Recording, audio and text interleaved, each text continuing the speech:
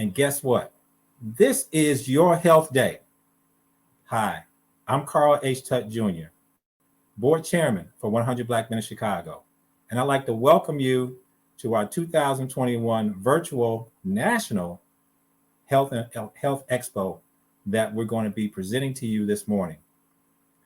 This is going to be a great day for you.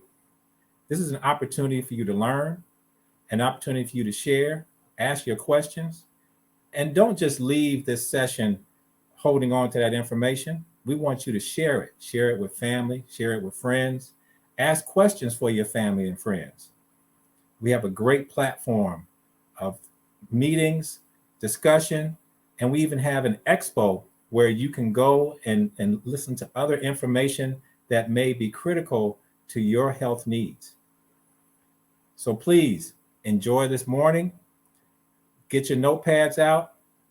Get ready for some great information, some great speakers, some great panel discussions, and I promise you, you will not be disappointed.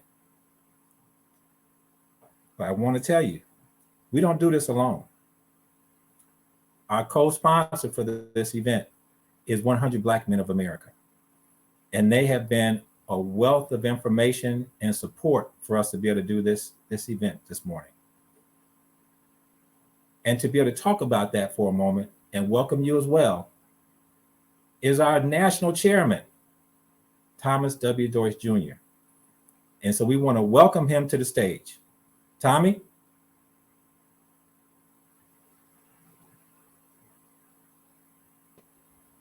Well, Carl, let me start by saying thank you. Your leadership has been phenomenal over the years. The 100 Black Men of Chicago continues to address all of the for the future issues of the 100 Black Men of America. So I want to say thank you for your leadership. Even when we did the blood drive, you were the first one in line to give blood when we did the partnership with the American Red Cross.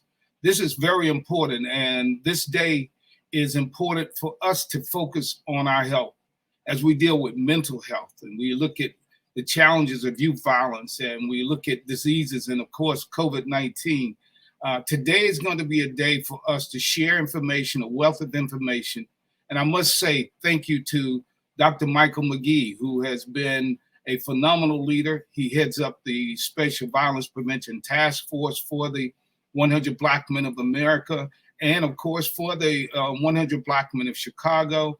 He, along with Dr. Mark Alexander and a host of many accomplished health professionals, are working for us to make sure our communities are safe, that they are healthy. As we say to the business owners, what good is wealth without your health? And so we're trying to make sure that we have a healthier community dealing with so many health disparities. While COVID-19 is before us now, we were dealing with health disparities before, and we've seen the impact that this COVID-19, this pandemic has had on those with health disparities. And so for all of you joining in, for the young people, for the parents, and for the community leaders, and for our elected officials and policymakers, thank you for partnering with all of us. And thank you for making sure that we're looking out for the health of our communities. This Health Expo is phenomenal. This chapter that we're partnering with, Chicago chapter, has been at the forefront of all of the major issues that give us better quality of life. And so today, let me thank all of the members of the 100 Black Men of Chicago. I thank our world headquarters staff, and thank our Health and Wellness Committee and all of the presidents and members who are tuning in. It's important for us to stay focused, and it's also important for us to understand we can't expect others to do for us the things we can and must do for ourselves. Have an enjoyable conference.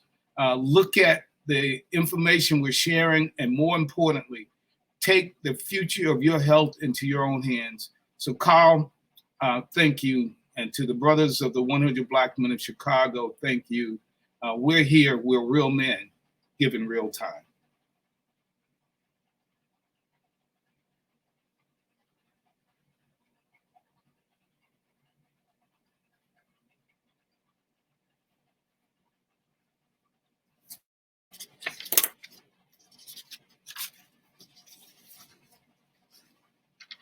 I guess I get to be the star a little bit longer this morning, huh?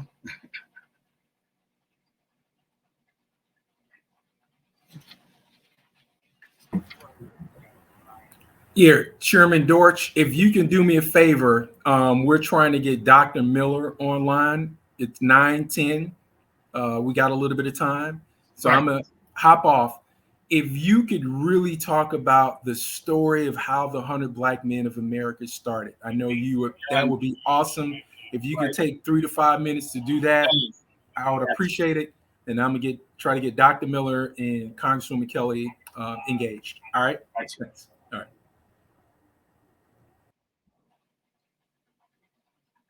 Well, I'm back with you this morning. I'm enjoying this. Maybe I can get me a second job out here trying to work as we broadcast. But let me share with you while we're waiting for the rest of the team to sign on. Let me just share with you a little information about the 100 Black Men and who we are. Our first chapter started in 1963 in New York with some of the phenomenal icons of our nation. The former Mayor David Dinkins, who we lost last year, and of course, Jackie Robinson, Edison Wingate, Dr. Haling, Dr. William Haling, Nate Golston. They came together in New York in 1963 to address many of the challenges we see today throughout this country as they looked at the problem of police brutality and the policies that did not allow Black police officers to arrest white citizens unless they were accompanied by a white police officer. So in 1963, these phenomenal men decided enough was enough. And so they came together, they addressed and changed the policies in the public safety department in New York, and they looked at other issues and took on those issues in the city of New York to make, again, quality of life better for the Black and African-American citizens. And so at the end of 1963, the question came, do we stay together? And it was unanimous that they would stay together. And then after that, a question came from the membership, well, what shall we call ourselves? And David Dinkins said, we will call ourselves who we are, 100 Black Men. It was a total of 100 Black men. Today, thousands in this organization, great men committed to making a difference. And so in 1963, we came with the first chapter, 100 Black Men, Inc. The next chapter was the Newark, New Jersey chapter that was chartered by Dr. William Haling. And then the Los Angeles chapter, chartered by Dr. William Haling. And in 1986, with a total of 8 chapters that came together, we formed 100 Black Men of America Incorporated. Today, there are more than 104 chapters of 100 Black Men of America. And in 1994, we adopted a slogan that says, what they see is what they'll be. And that's the truth. Our young people, they emulate what they see in adults. Our young people aren't born bad. They learn bad behaviors from adults. And so as a result of that, we launched an effort throughout this nation. One, our first founding president was Dr. William Haling. Then after him was Nathaniel Golston, a phenomenal business owner, entrepreneur. And again, these were 2 of the founding members of 100 Black Men of New York, Inc. And then after that, I served as the 3rd head of this great organization. Then Al Dotson followed. And then, of course, Curly Dossman followed. And then I'm back now as the chair again. But the success of this organization is not about me. It's not about the national offices. It's about the great work that's done in our chapters throughout the country. What we have is for the future. Everything that we do must fall in education, mentoring, health and wellness, and economic empowerment. And we have an overlay of development because leadership is important in everything that we do. This organization has been involved in mentoring young people. We currently have over 125,000 young people in our mentoring.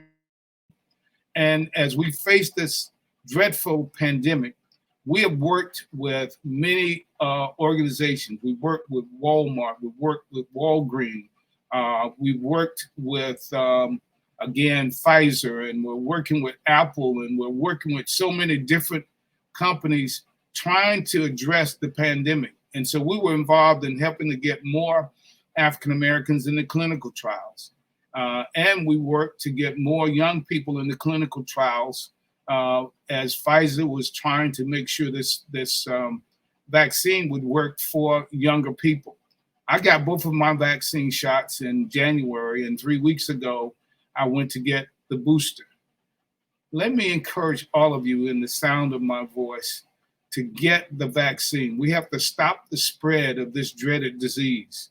And also, it's important to understand that it didn't just happen in a few months in terms of finding this vaccine.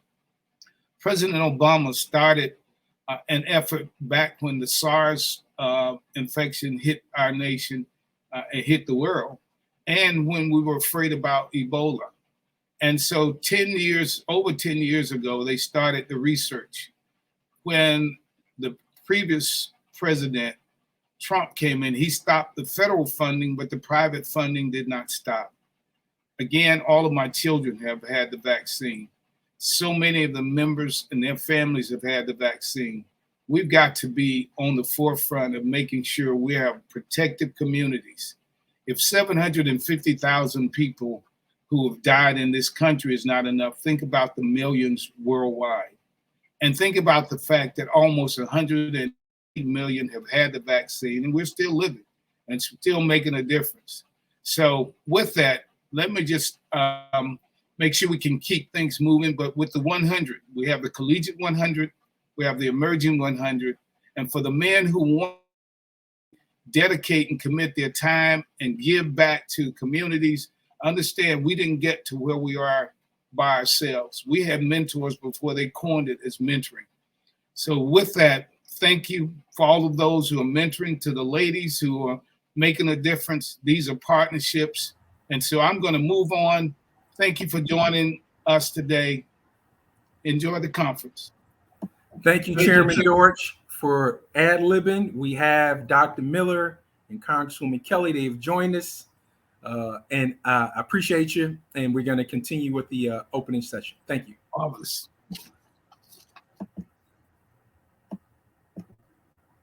Thank you for joining us today. Enjoy the conference. Thank you, Chairman Dortch, for ad-libbing. We have... All right, so Dr. Miller, so you are, we have Dr. Yvette Miller from Red Cross. I'll let you take it away and give remarks. Great. Thank you so much. I really appreciate the opportunity to share some information today. And thank you so much. And I bring greetings from the American Red Cross as the Executive Medical Officer. And so thank you, Dr. McGee and the 100 Black Men of Chicago, for this invitation to share some thoughts this morning. The theme to this event says it all. Our people, our power, think globally, act locally. How individual action leads to collective impact. This is what blood donation is all about. Individuals donating blood to save lives, and specifically, Blacks donating blood to save Black lives. Certainly in the Black community, as Chairman Dortch mentioned, and in communities of color, we are all too well familiar with the many health disparities and health inequities that affect our people. But one group of individuals that desperately needs our help are patients with sickle cell disease, a lifelong condition that affects the red blood cells. In this country, over 100,000 people, mostly who are Black or of African descent, need blood to treat this condition.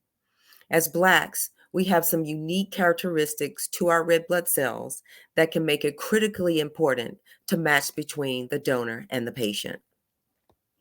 In addition to meeting the needs of these patients, there's a constant need every day for blood to treat trauma patients, people who are being treated for cancer, and mothers that are bleeding after surgery.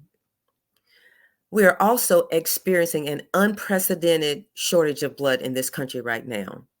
Again, has already been mentioned due to the challenges of COVID and the Black community and communities of color being disproportionately affected by COVID. the number of folks that come out to donate have decreased significantly. And then, of course, there have been so many other challenges. So my call to action to you is, please step into this space, roll up your sleeves, and donate blood. You can do this by calling 1-800-RED-CROSS, going to the Red Cross Blood site, redcrossblood.org, and downloading the Red Cross Blood Donor app. And make that appointment today. And just as important as making the appointment is keeping that appointment. So again, I kept my remarks short because of some of the technical difficulties. But again, thank you so much, 100 Black Men, for allowing me to share this information and giving this call to action to roll up your sleeves and donate blood and keep that appointment. So thank you so much, Chairman Tutt. Thank you, Dr. Miller. And we embrace that call to action that you just put out there. As 100 Black Men in Chicago, we participated in our blood drive in September, as well as other 100 chapters around the country.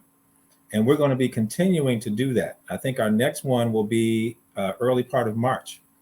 And so we will be campaigning to get people to come out and to donate blood, bring your families, to participate. We can make this into a family event. Mm-hmm. And so we look forward to that. And let me just say, just one more thing. Just thank you so much. I was there, of course, in September for that blood drive. It was an honor to be there. And I, again, thank 100 Black Men so much. And I'm here in Charlotte, North Carolina. So I'm going to be reaching out to the local chapter and getting them involved in having a blood drive. So I'm just as committed as you all are committed. So again, thank you so much for everything that you've done in hosting those blood drives. And thank you so much. And we appreciate you being here with us today. Thank you.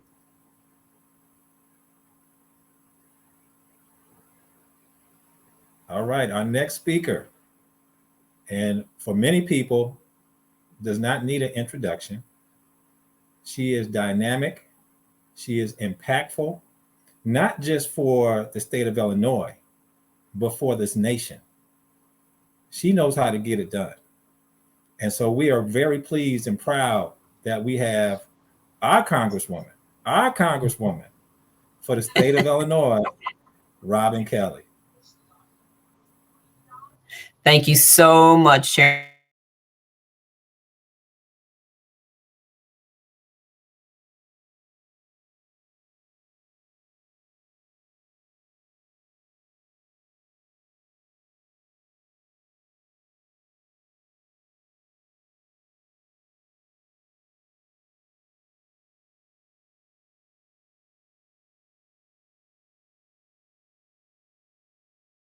Making historic investments in several key areas of healthcare coverage that will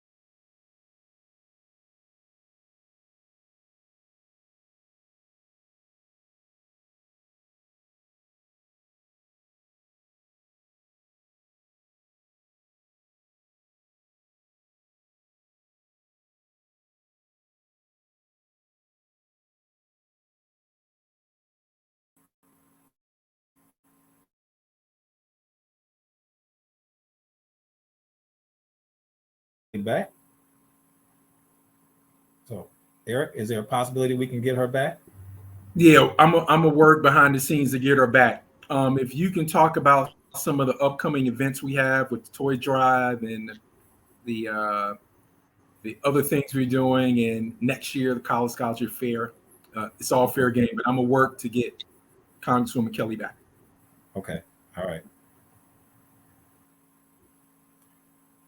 While we are working with the technical difficulties to get Congresswoman Robin Kelly back, because we really want to hear her message, it's going to be very important that you hear what she has to say, because she not only speaks for the state of Illinois, she speaks for this country. So while we're waiting for her, we want to encourage people that if you have young people in grades 7 through 12, please encourage them to be part of our mentoring program. And they can do that as parents. You can do that by going to mentoring, the word mentoring, at 100bmc.org. And Congresswoman Robin Kelly, you're back.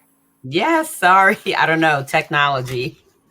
It's good when it works. Technology, it is, and terrible when it doesn't. But we're glad we got you back, and we know you have something important to say to us, and we want to hear it. So please. Okay.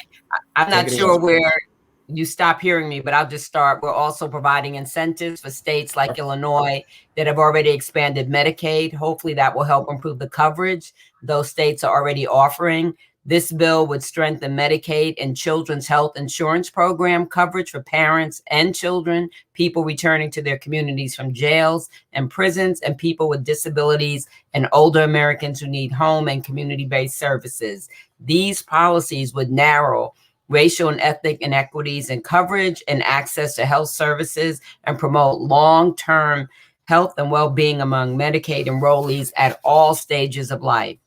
Another key provision I've been working so hard on is extending Medicaid postpartum coverage from 60 days to 12 months to fight the maternal mortality crisis. Nationally, Black women die from pregnancy and birth-related complications at 3 times the rate of white women. In many states, that rate is even higher. Here in Illinois, it's closer to 6 times higher. We're expanding coverage for seniors. We're going to make sure that Medicaid benefits include hearing coverage. Nearly half of Medicaid beneficiaries report trouble hearing. That is roughly 25 million older Americans. The legislation also invests $150 billion to expand access to quality-based services and care for millions of older adults and people with disabilities. It will also strengthen the direct care workforce by improving provider payment rates and giving the states the resources to improve their care infrastructure.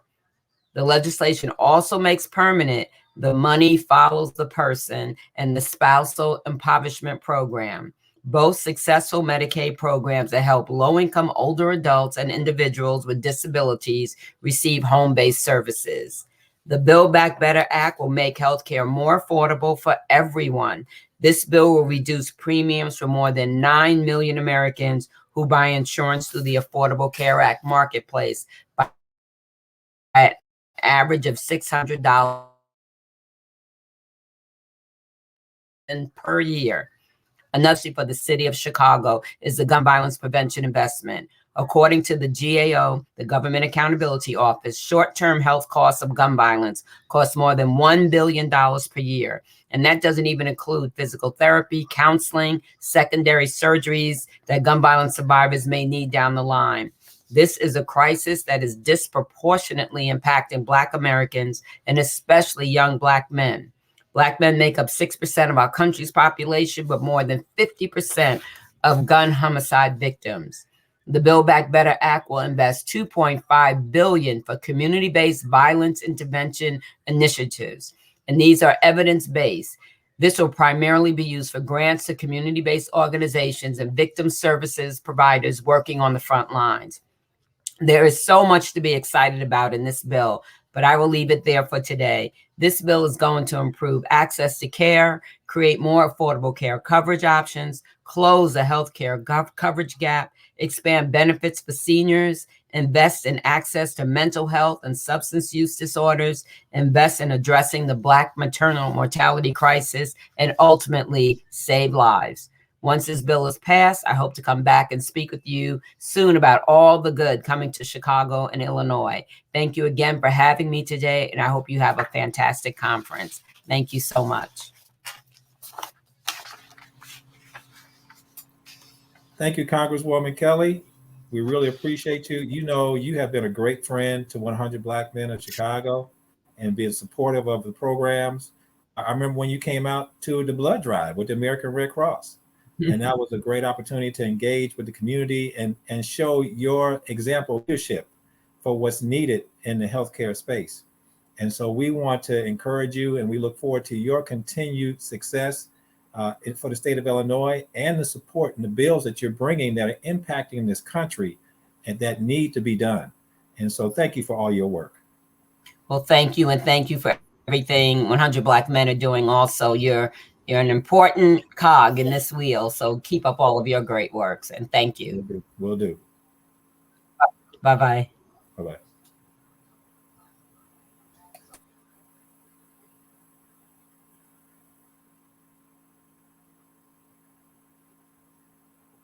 So are we ready to get into the sessions? Are we ready to get into these panel discussions? Are you ready to go to the expo floor and see all the other information that's out there that's just for you and for your family and for your friends? So let's get ready to go.